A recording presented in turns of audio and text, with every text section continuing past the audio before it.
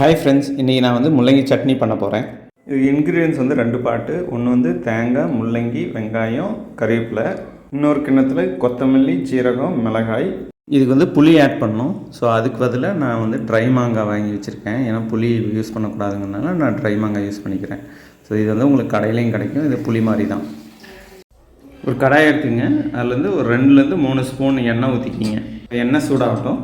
So நான் ஜென்ரலாக வந்து எப்பயுமே வந்து புதுசாக எதாவது ட்ரை பண்ணணுன்னு நினப்பேன். ஏன்னா வந்து ஒரே மாதிரி தேங்காய் சட்னி இல்லைனா கடலப்பருப்பு சட்னி இதையே பண்ணுறதுக்கு எதாவது புதுசாக ட்ரை பண்ணி பார்ப்போம் அப்படின்னு நினப்பேன். நீங்களும் ட்ரை பண்ணி பாருங்கள். ஏன்னா எங்கள் அத்தை வந்து எப்பயுமே புதுசாக ட்ரை பண்ணுவாங்க. அதுலேருந்து இன்ஸ்பயர் ஆகி தான் நானும் வந்து இது பண்ணுறேன். எண்ணெய் காஞ்சிருச்சு. கடுகு உளுத்தம் பருப்பு போட்டுருவோம். நான் வந்து கடுகும் உளுத்தம் பருப்பும் ஒன்றா கலந்து வச்சுருக்கேன். அதனால் நான் 1/2 ஸ்பூன் போட்டேன்.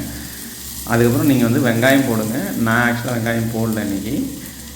நீங்கள் அதுக்கப்புறம் நான் வந்து டேரெக்டாக வெட்டி வச்சுருந்த முள்ளங்கி போட்டேன். நீங்கள் வந்து வெங்காயம் போட்டு அது வணங்கினோடனே முள்ளங்கி போட்டுருங்க. மற்றபடி ப்ராசஸ்லாம் ஒன்று தான். உங்களுக்கு தேவையான அளவுக்கு உப்பு போட்டுக்குங்க. ஏன்னா அப்போ தான் சீக்கிரமாக வேகும் முள்ளங்கி. இந்த ஸ்டேஜில் நீங்கள் வந்து கறிவேப்பிலையும் தேங்காயும் ஆட் பண்ணிக்கலாம். ஒரு 2 மினிட்ஸ் வெந்துச்சுன்னா போதும். அதுக்கப்புறம் இறக்கிடலாம். எல்லோரும் நினைப்பீங்க, என்னடா வெங்காயம் போடாமல் சமைக்கிறானே வெங்காயம் சொல்லிவிட்டு அப்படின்னு. நான் ஆக்சுவலாக என்னென்னா பெருங்காயம் போட்டு பண்ணலாம் அப்படிங்கிறனால.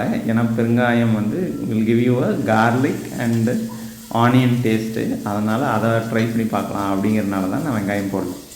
2 மினிட்ஸ் ஆனதுபடி நான் அடுப்பு ஆஃப் பண்ணிட்டு கொஞ்ச நேரம் இதை ஆற விட்டுட்டு அதுக்கப்புறம் மிக்ஸி ஜாரில் நான் போட்டுக்கிட்டேன். எடுத்து வச்சு இந்த மசாலாவை வந்து நம்ம வறுத்துப்போம். கொத்தமல்லி, ஜீரகம், மிளகாய் உங்கள் காரத்துக்கு தகுந்தாலும் போடுங்க. நான் வந்து கொத்தமல்லி 2 ஸ்பூனும் ஜீரகம் 1 ஸ்பூனும் லைட்டாக எண்ணெயில் வறுத்துக்குங்க. அது ஒரு வாசம் வரும். அது வரைக்கும் வறுக்கணும். இதுக்கு புளி தேவை. நான் புளிக்கு பதிலாக ட்ரை மாங்காய் யூஸ் பண்ணுறேன். இதுவும் அதே புளிப்பு தான் தரும். புளி சேராதவங்களுக்கு இந்த ட்ரை மாங்காய் யூஸ் பண்ணிக்கலாம்.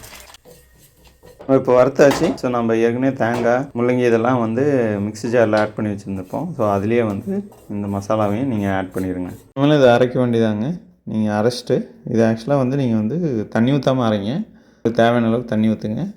இது வந்து நான் இட்லி பண்ணியிருந்தேன். அருமையாக இருந்தது. நீங்களும் ட்ரை பண்ணி பாருங்கள். இன்னொரு வீடியோவில் பார்க்கலாம் ஃப்ரெண்ட்ஸ். பாய்.